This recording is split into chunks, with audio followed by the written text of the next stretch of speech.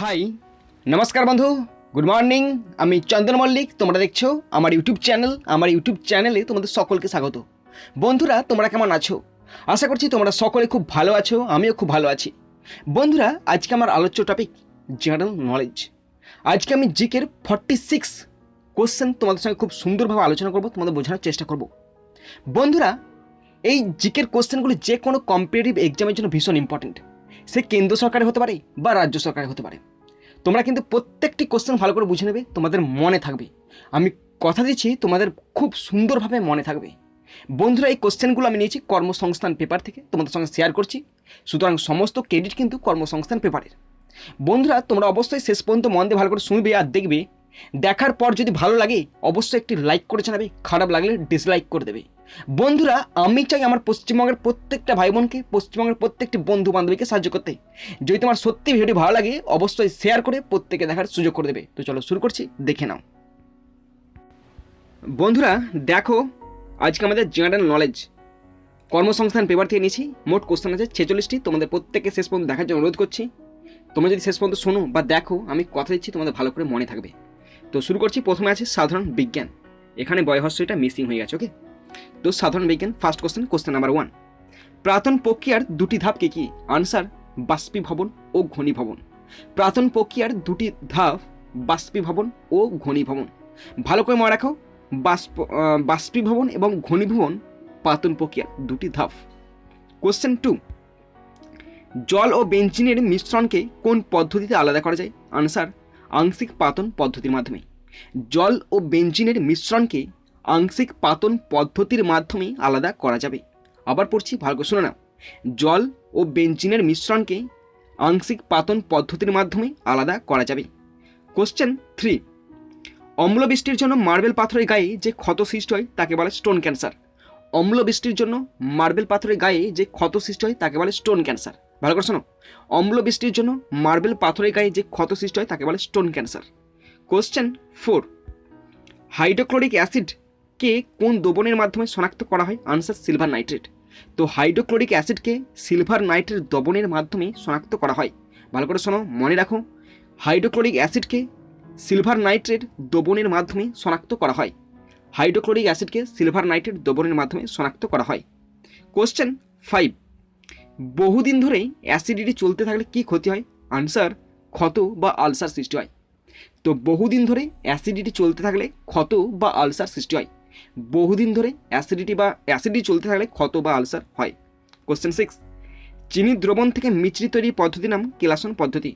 চিনি দ্রবণ থেকে মিশ্রি তৈরির পদ্ধতির নাম কেলাসন পদ্ধতি। ভালো করে মনে রাখো, চিনির দ্রবণ থেকে মিশ্রি তৈরির পদ্ধতির নাম কেলাসন পদ্ধতি।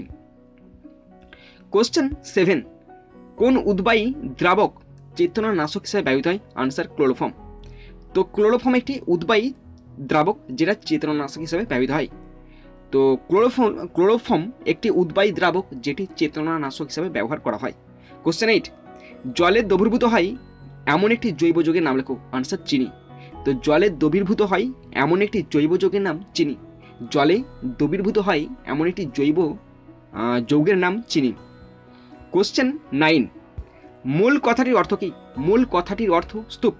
মূল কথাটির অর্থ স্তূপ। কোশ্চেন 10। বোসন কণা কোন বিজ্ঞানীর সাথে জড়িত? আনসার সত্যেন্দ্রনাথ বোস। তো বোসন কণা সত্যেন্দ্রনাথ বোস বিজ্ঞানীর সাথে জড়িত। তো বোসন কণা বিজ্ঞানী সত্যেন্দ্রনাথ বোসের সঙ্গে জড়িত। বোসন কণা বিজ্ঞানী সত্যেন্দ্রনাথ বোসের সঙ্গে জড়িত। বন্ধুরা দেখো, এরপরে আছে ইতিহাস। First question 11। নেপোলিয়ন বোনাপার্টের সেনাদল কি নামে পরিচিত? গ্র্যান্ড আর্মি নামে পরিচিত। তো নেপোলিয়ন বোনাপার্টের সেনাদল গ্র্যান্ড আর্মি নামে পরিচিত। তো নেপোলিয়ন বোনাপার্টের সেনাদল গ্র্যান্ড আর্মি নামে পরিচিত। কোশ্চেন 12। নেপোলিয়ন বোনাপার্ট কবে ব্যাংক অফ ফ্রান্স প্রতিষ্ঠা করেন? 1800 খ্রিস্টাব্দে।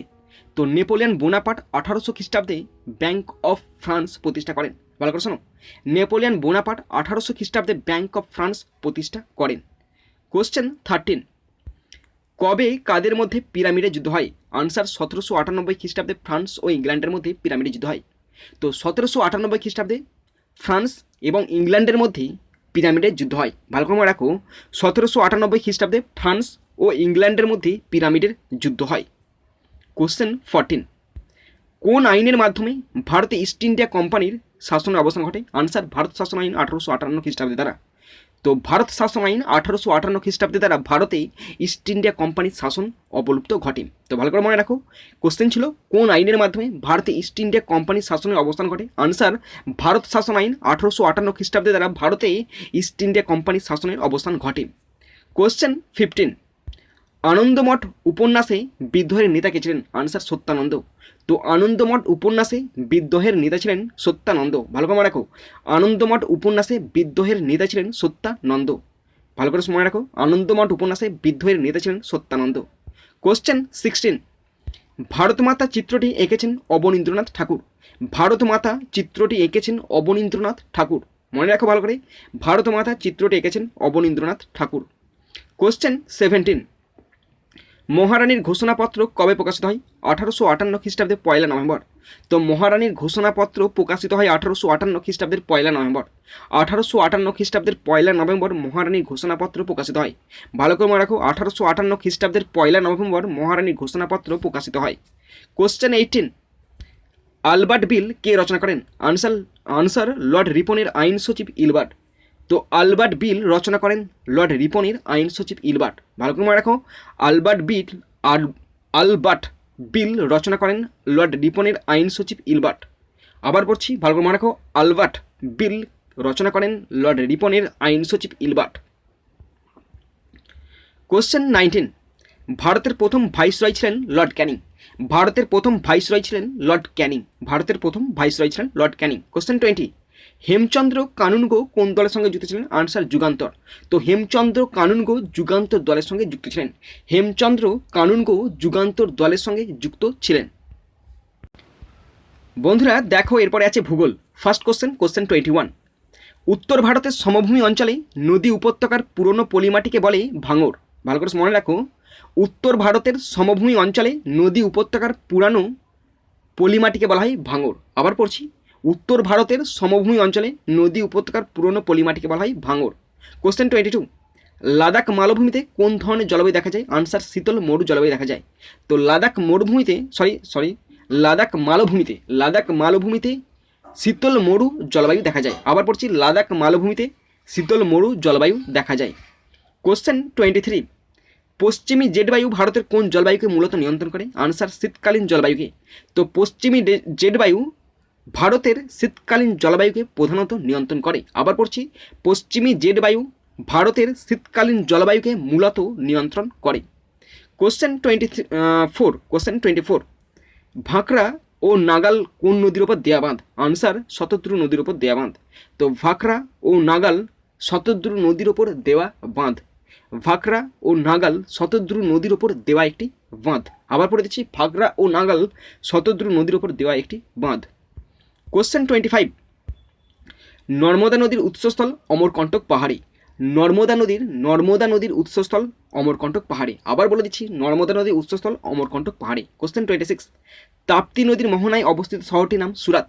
তাপ্তি নদীর মোহনায় অবস্থিত শহরটির নাম সুরাত। তাপ্তি নদীর মোহনায় অবস্থিত শহরটির নাম সুরাত। কোশ্চেন 27, দ্বারকেশ্বর ও শিলাবতী নদীর মিলিত প্রবাহের নাম কি? আনসার, রূপনারায়ণ। দ্বারকেশ্বর ও শিলাবতী নদীর মিলিত প্রবাহের নাম রূপনারায়ণ। ভালো করে মনে রাখো তোমরা, দ্বারকেশ্বর ও শিলাবতী নদীর মিলিত প্রবাহের নাম রূপনারায়ণ। তো বন্ধুরা তোমাদেরকে বলে রাখি, এই জায়গাটা খুব সুন্দর। আমি গিয়েছিলাম, এই জায়গাটা আমি গিয়েছিলাম, খুব সুন্দর। মানে একদিকে আমাদের আরামবাগ দিয়ে দ্বারকেশ্বর নদী আছে না, আর মেদিনীপুর দিয়ে যে শিলাবতী নদী এবং মিশে রূপনারায়ণ হচ্ছে, খুব সুন্দর জায়গাটা। কিন্তু তেমন একটা বন জঙ্গলে ঘেরা, তেমন টুরিস্ট স্পট করলে কিন্তু ভালো হয়। তোমাদের জানিয়ে রাখলাম, খুব জায়গাটা খুব সুন্দর একদম। ওটা অবস্থিত ঘাটালে, ঘাটালের একদম প্রান্তিক দিকে অবস্থিত, ভীষণ গ্রামের মধ্যে এই জায়গাটা অবস্থিত। খুব সুন্দর জায়গাটা। ওকে, তো তোমরা পারলে দেখে আসতে পারো যারা ঘাটালের আশেপাশে বাস করো, বা পরবর্তীকালে আমি একটা ভিডিও করেছি, ভিডিওটা তোমাদেরকে দেখিয়ে দেবো। ওকে, তো মনে রাখো কোশ্চেনটা, দ্বারকেশ্বর ও শিলাবতী নদীর মিলিত প্রবাহের নাম রূপনারায়ণ। কোশ্চেন 28, ব্রহ্মপুত্র নদীর নাম যমুনা হয়েছে কোথা থেকে? আনসার, ধুবড়ি থেকে। তো ব্রহ্মপুত্র নদীর নাম যমুনা হয়েছে ধুবড়ি থেকে। ব্রহ্মপুত্র নদীর নাম যমুনা হয়েছে ধুবড়ি থেকে। কোশ্চেন 29, ইডেন খাল ভারতের কোন রাজ্যে আছে? পশ্চিমবঙ্গে আছে। মনে রাখা সোজা যাবে, ইডেন গার্ডেন আমাদের এখানে আছে, কলকাতায় আছে, তা সুতরাং পশ্চিমবঙ্গে ইডেন খাল অবস্থিত। তোমরা কিন্তু মনে রাখবে, ইডেন খাল ভারতের কোন রাজ্যে আছে? পশ্চিমবঙ্গ রাজ্যে আছে। বন্ধুরা পরের কোশ্চেনগুলো আছে রাষ্ট্রনীতি থেকে। ফার্স্ট কোশ্চেন 30 পড়ছি। জনস্বার্থ মামলার ধারণাটি কোন দেশের সংবিধান থেকে নেওয়া হয়েছে? আনসার সুইডেন থেকে। তো জনস্বার্থ মামলার ধারণাটি নেওয়া হয়েছে সুইডেন দেশ থেকে, সুইডেন দেশের সংবিধান থেকে নেওয়া হয়েছে। আবার পড়ছি, জনস্বার্থ মামলার ধারণাটি সুইডেনের সংবিধান থেকে নেওয়া হয়েছে। তো পড়ে দিচ্ছি, সুইডেন থেকে জনস্বার্থ মামলার ধারণাটি নেওয়া হয়েছে। কোশ্চেন 31, সর্বপ্রথম কোন দেশ সংবিধান রচনা করে? আমরা সকলে জানি মার্কিন যুক্তরাষ্ট্র। তো সর্বপ্রথম মার্কিন যুক্তরাষ্ট্র সংবিধান রচনা করে। সর্বপ্রথম মার্কিন যুক্তরাষ্ট্র সংবিধান রচনা করে। কোশ্চেন 32, কোন দেশে অলিখিত সংবিধান আছে? আনসার ব্রিটেনে।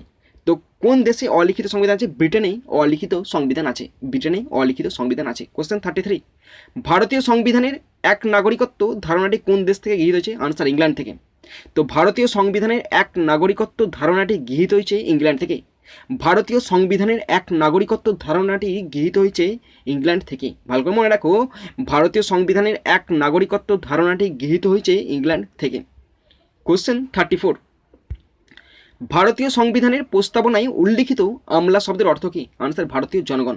তো ভারতীয় সংবিধানের প্রস্তাবনায় উল্লিখিত আমলা শব্দের অর্থ ভারতীয় জনগণ। ভারতীয় সংবিধানের প্রস্তাবনায় উল্লিখিত আমলা শব্দের অর্থ ভারতীয় জনগণ। ভারতীয় সংবিধানের প্রস্তাবনায় উল্লিখিত আমলা শব্দের অর্থ ভারতীয় জনগণ। কোশ্চেন 35, কে মৌলিক অধিকার, এটা সরি একটা অধিকারটা মিসিং হয়ে গেছে, ভীষণ ভুল হয়েছে, অধিকার লিখে দিচ্ছি আমি, অধিকার, ওকে। কে মৌলিক অধিকার ভোগ করতে পারে না? আনসার দেশদ্রোহী কার্যকলাপে যুক্ত কোনো ব্যক্তি, মানে কোনো রকম মানে দেশদ্রোহী, মানে কোনো রকম দেশের বিরুদ্ধে কোনো রকম কারসাজি করলে সেই ব্যক্তি মৌলিক অধিকার ভোগ করতে পারে না। তো কে মৌলিক অধিকার ভোগ করতে পারে না? আনসার দেশদ্রোহী বা দেশদ্রোহী কার্যকলাপে যুক্ত কোনো ব্যক্তি। কোশ্চেন 36, সংবিধানে যুদ্ধ ঘোষণা ও শান্তি চুক্তির ক্ষমতা কাকে দেওয়া হয়েছে? রাষ্ট্রপতিকে। সংবিধানে যুদ্ধ ঘোষণা ও শান্তি চুক্তির ক্ষমতা দেওয়া হয়েছে রাষ্ট্রপতিকে। তো ভারতীয় রাষ্ট্রপতির ওপর ক্ষমতা অর্পণ করা আছে কিসের? যুদ্ধ ঘোষণা করা এবং শান্তি চুক্তির ক্ষমতা দেওয়া হয়েছে। কোশ্চেন 37, ভারতীয় সংবিধানে যুগ্ম তালিকা গৃহীত হয়েছে কোন দেশের সংবিধান থেকে? আমরা সকলে জানি অস্ট্রেলিয়া থেকে। তো ভারতীয় সংবিধানে যুগ্ম তালিকা মানে কনকারেন্ট লিস্ট, যুগ্ম তালিকা গৃহীত হয়েছে অস্ট্রেলিয়া দেশের সংবিধান থেকে। তো ভারতীয় সংবিধানে যুগ্ম তালিকা গৃহীত হয়েছে অস্ট্রেলিয়া দেশের সংবিধান থেকে। ভারতীয় সংবিধানে যুগ্ম তালিকা গৃহীত হয়েছে অস্ট্রেলিয়া দেশের সংবিধান থেকে। বন্ধুরা দেখো এরপরে কোশ্চেনগুলো আছে অর্থনীতি থেকে। ফার্স্ট কোশ্চেন 38 পড়ছি। ব্যবসায়ীদের ভিসা প্ল্যাটফর্মে ব্র্যান্ডেড ক্রেডিট কার্ড প্রদানের জন্য কোন ব্যাংক সম্প্রতি পেটিএমের সঙ্গে অংশীদারিত্ব করলো? Answer HDFC bank. ভালো করে মনে রাখো, ব্যবসায়ীদের ভিসা প্ল্যাটফর্মে ব্র্যান্ডেড ক্রেডিট কার্ড প্রদানের জন্য কোন ব্যাংক, মানে এইচডিএফসি ব্যাংক সম্প্রতি পেটিএমের সঙ্গে অংশীদারিত্ব করলো। আবার পড়ে দিচ্ছি, ব্যবসায়ীদের ভিসা প্ল্যাটফর্মে ব্র্যান্ডেড ক্রেডিট কার্ড প্রদানের জন্য এইচডিএফসি ব্যাংক সম্প্রতি পেটিএমের সঙ্গে অংশীদারিত্ব করলো। কোশ্চেন 39, ফিনো পেমেন্টস ব্যাংক এর প্রথম প্রচারদূত হিসেবে সম্প্রতি কে মনে ধরেন? আনসার পঙ্কজ ত্রিপাঠী। তো ফিনো পেমেন্টস ব্যাংকের প্রথম প্রচারদূত হিসেবে মনে ধরেন পঙ্কজ ত্রিপাঠী। ফিনো পেমেন্টস ব্যাংকের প্রথম প্রচারদূত হিসেবে মনে ধরেন পঙ্কজ ত্রিপাঠী। কোশ্চেন 40, সরকারি স্কুলের শিক্ষার্থীদের বিনামূল্যে স্টাডি মেটেরিয়াল দেওয়ার জন্য কোন কোম্পানির সঙ্গে টাই আপ করলো? আনসার বাইজুস। তো সরকারি স্কুলের শিক্ষার্থীদের বিনামূল্যে স্টাডি মেটেরিয়াল দেওয়ার জন্য কোম্পানির সঙ্গে টাই আপ করলো বাইজুস। কোশ্চেন 41, আদানি এন্টারপ্রাইজের চিফ এক্সিকিউটিভ অফিসার ও এডিটর ইন চিফ হিসাবে সম্প্রতি মনোনীত হলেন সঞ্জয় পুগালিয়া। ভালো করে মনে রাখো, আদানি এন্টারপ্রাইজ এর চিফ এক্সিকিউটিভ অফিসার ও এডিটর ইন চিফ হিসাবে মনোনীত হলেন সঞ্জয় পুগালিয়া। আবার বলছি, আদানি এন্টারপ্রাইজের চিফ এক্সিকিউটিভ অফিসার ও এডিটর ইন চিফ হিসাবে সম্প্রতি মনোনীত হলেন Sanjay Pugalia. Next question 42, RBI মানে Reserve Bank of India Innovation Hub এর চিফ টেকনোলজি অফিসার হিসেবে সম্প্রতি মনোনীত হলেন অমিত সাক্সেনা। আরবিআই ইনোভেশন হাবের চিফ টেকনোলজি অফিসার হিসেবে সম্প্রতি মনোনীত হলেন অমিত সাক্সেনা। বন্ধুরা এরপরে কোশ্চেনগুলো আছে খেলাধুলা থেকে। ফার্স্ট কোশ্চেন 43 পড়ছি, ভালো করে শুনে নাও। 2020 সালে টোকিও প্যারালিম্পিকে ভারত মোট কটি পদক পেয়েছে? আনসার 19টি, তার মধ্যে 5টি সোনার, 8টি রূপোর, 6টি ব্রোঞ্জ পদক। আবার পড়ছি, 2020 সালে টোকিও প্যারালিম্পিকে ভারত মোট 19টি পদক পেয়েছে, তার মধ্যে 5টি সোনার, 8টি রূপোর, 6টি ব্রোঞ্জ পদক। কোশ্চেন 44, কাকে সম্প্রতি স্টে ইন প্লে ক্যাম্পেনের পণ্য উদ্ভাবনের জন্য মনোনীত করলো জার্মানির জুতো, পোশাক ও অ্যাক্সেসরিজ প্রস্তুতকারক সংস্থা অ্যাডিডাস? আনসার মীরাবাই চানু। আবার পড়ছি, কাকে সম্প্রতি স্টে ইন প্লে ক্যাম্পেনের পণ্য উদ্ভাবনের জন্য মনোনীত করলো জার্মানির জুতো, পোশাক ও অ্যাক্সেসরিজ প্রস্তুতকারক সংস্থা অ্যাডিডাস? আনসার মীরাবাই চানু। নেক্সট কোশ্চেন 45, কোন হকি খেলোয়াড় সম্প্রতি উড়িষ্যা সরকারের তরফ থেকে সম্মানজনক বিজু পটনায়ক ক্রীড়া পুরস্কার পেলেন? আনসার অমিত রোহিদাস। তো হকি খেলোয়াড় অমিত রোহিদাস সম্প্রতি উড়িষ্যা সরকারের তরফ থেকে সম্মানজনক বিজু পটনায়ক ক্রীড়া পুরস্কার পেলেন। আবার পড়ে দিচ্ছি, হকি খেলোয়াড় অমিত রোহিদাস সম্প্রতি উড়িষ্যা সরকারের তরফ থেকে সম্মানজনক বিজু পটনায়ক ক্রীড়া পুরস্কার পেলেন। আমাদের লাস্ট কোশ্চেন 46, 2020 সালে টোকিও প্যারাঅলিম্পিকে পুরুষদের ডিসকাস থ্রোয়ে F56 বিভাগে রূপোর পদক পেলেন যোগেশ কাথুনিয়া। আবার পড়ছি, 2020 সালে টোকিও প্যারাঅলিম্পিকে পুরুষদের ডিসকাস থ্রোয়ে F56 বিভাগে রূপোর পদক পেলেন যোগেশ কাথুনিয়া। আবার পড়ে দিচ্ছি, ভালো করে শুনে নাও। 2020 সালে টোকিও প্যারাঅলিম্পিকে পুরুষদের ডিসকাস থ্রোয়ে F56 বিভাগে রূপোর পদক পেলেন যোগেশ কাথুনিয়া। ওকে, তো বন্ধুরা তোমরা যারা শেষ পর্যন্ত দেখলে তোমাদের সকলকে আমি ধন্যবাদ জানাই। বন্ধুরা এখানেই শেষ করলাম ভিডিওটি। সুন্দর থাকবে, সুস্থ থাকবে, টেক কেয়ার, থ্যাংক ইউ, জয় হিন্দ, বন্দে মাতরম।